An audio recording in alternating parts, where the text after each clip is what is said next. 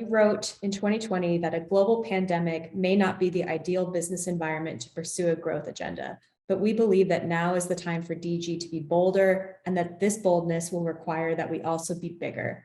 So can you talk a little bit more about how this strategic plan fits into that statement? I think it was because we saw that there was a lot of change happening in the world around us. The role of data and the role of technology were changing even more rapidly than they had in the decade before.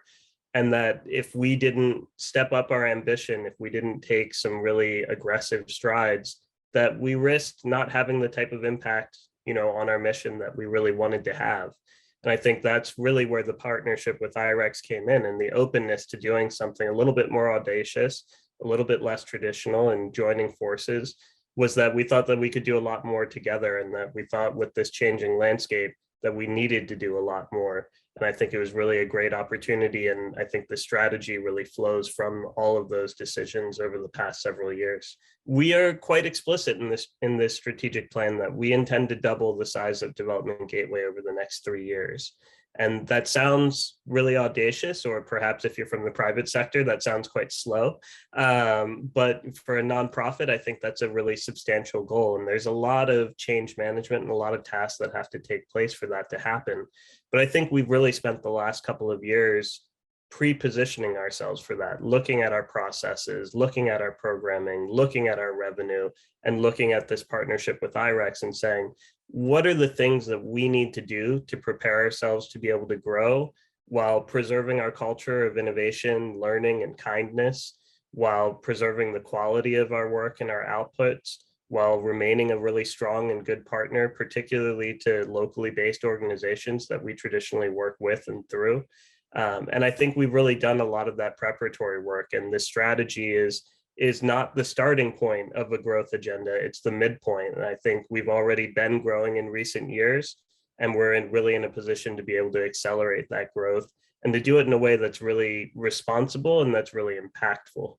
Josh, just a couple of thoughts, actually. I'm intrigued by what you said. I very much love the fact that Development Gateway as a team has embraced this growth mindset. We have to look creatively at combined talents, how we match our expertise with your expertise in ways that are not simply 1 + 1 makes 2, but 1 + 1 makes 3. And so I think that if we're talking about growth and ambitious growth, we have to be as transformational and as catalytic as possible. And this catalytic transformational aspects comes about if you look at some pretty hairy and ambitious goals and opportunities. And I think that it's been hugely elucidating for me personally, and I think the entire IREX team, to look at the creativity of your team at discerning problems and looking for opportunities, how to solve those problems. How do you draw talent to mission-driven organizations in the job market like today?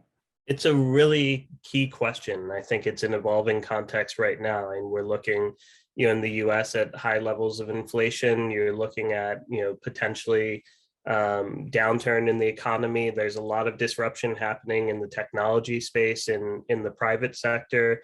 And so it's potentially a unique moment of being able to bring in some talent who might want to work in more mission-driven organizations after kind of cutting their teeth in the private sector.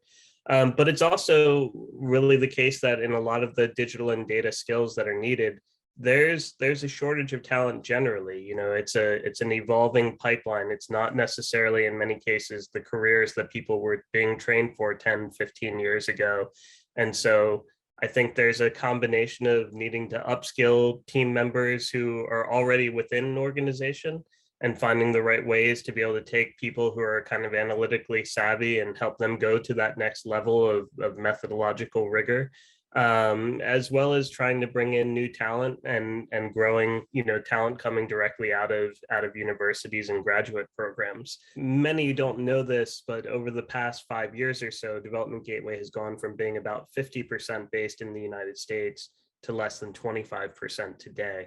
And we've grown, particularly in this last strategy cycle, as I mentioned, we'd focused in on East and West Africa. We'd particularly focused on growing our teams in East and West Africa within the program space. And our technical teams are based in Argentina, Romania, Moldova, Armenia, and Kenya as well. And so we have quite a globally distributed team. And as we grow the organization in the years ahead, we plan to continue that trend. We plan for the majority of the growth of our team and our talent to continue to take place outside of the US, because we think that the best way to solve problems is to be closely proximate to them. And we think that some of the best talent in the world are outside of the US and are working on, some of the trickiest issues. And so we're excited to continue to add to the talent of the team and bring in new DGers in the years to come. I like very much what Josh said, especially this angle on the inclusion of external to the US expertise in what we do, because ultimately these are the people and the experts who are closest to the problems. And frankly, their creativity and their understanding of context matters and enhances our impact.